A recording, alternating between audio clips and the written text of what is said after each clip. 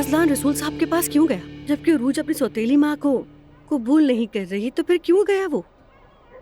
नायला, अब तुम उरूज का पीछा छोड़ दो। वो लड़की अच्छा करने की कोशिश कर रही है। क्या आप वाकई उरूज पर यकीन करने लगी हैं अम्मी? उस वाक़ये के बाद उसने कोई गलती नहीं की है। मुझे तो लगता है कि लड़की किसी दबाव में थी, अल्लाह खैर करे। जैसा कि उसने कहा, सब तुम्हारे चचा की वजह से था। डरा के रखा था उसने तो उरूज को। अम्मी, लेकिन मुझे उस पर बिल्कुल यकीन नहीं।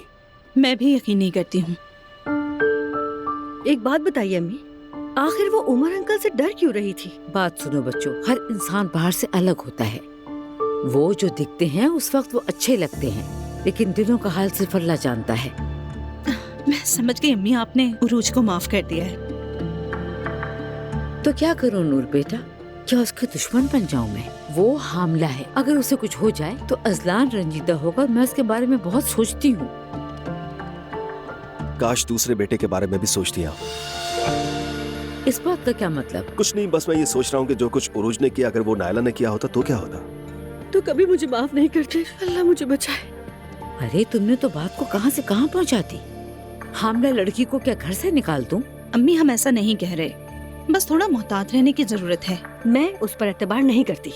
मैं भी यकीन नहीं करती उस पर। बिल्कुल देख लिया, उसने खुद को बालकनी से फेंका और इल्जाम अजलान पर लगा दिया। बस अब चुप हो जाओ, वो आ गए हैं। मौजू को बदल दो अब।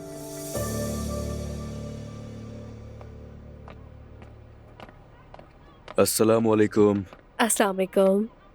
वालेकुम अस्सलाम। कैसी रही तुम्हारी मुलाकात? बहुत अच्छी। आसूदा साहिबा के बारे में थोड़ा ताज्जुब था, लेकिन वो वाकई बहुत अच्छी है। बिल्कुल बेटी, तासुब कैसा? वैसे वो आपसे मिलना चाहती है।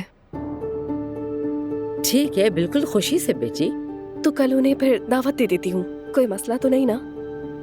ठीक है बेटी, बुला लो उनको। नायला और नूर, अगर आप दोनों भी शामिल हो तो बहुत अच्छा लगेगा मुझे। मैं तो ऑफिस जा रही हूँ। एक दिन नहीं जाओगी तो कंपनी दिवालिया नहीं होगी मेरी बेटी।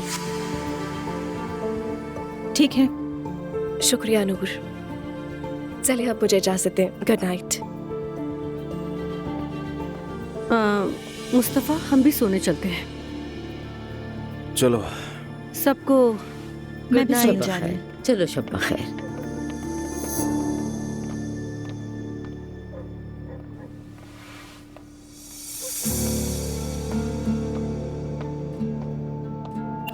अच्छा आप बताओ क्या हुआ? अभी तो कुछ भी नहीं हुआ है। अभी तो अंकल का हिसाब किताब करना बाकी है, इसीलिए गए थे। आपने भाई से बात की क्या? नहीं, मैंने कुछ नहीं अच्छा कहा। किया। लेकिन देखो, मुझे ये बिल्कुल भी पसंद नहीं है। तुम कोई तरीका निकालो और सब ठीक करो। जब तुम ठीक हो जाओगे तो बाबा भी ठीक हो जाएंगे। देखे, उसने धोखा दिया है। नजरअंदाज करो, क्योंकि वो भी अपनी जगह दुरुस्त है। गद्दारी दुरुस्त कैसे हो सकती है? दुश्मनों वाली हरकत की है उसने। बात को मत बढ़ाओ, मुझे तकलीफ मत दो।